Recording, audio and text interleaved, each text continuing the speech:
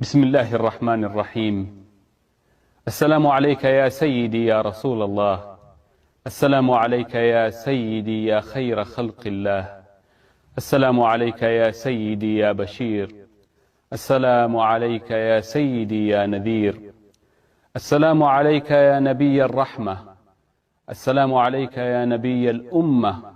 السلام عليك يا أبا القاسم. السلام عليك يا حبيب رب العالمين.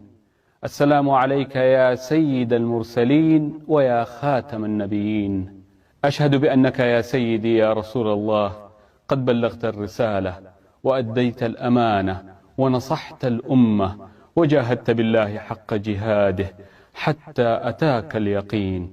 اللهم صل وسلم وبارك على سيدنا محمد صاحب الوجه الأنور والجبين الأزهر.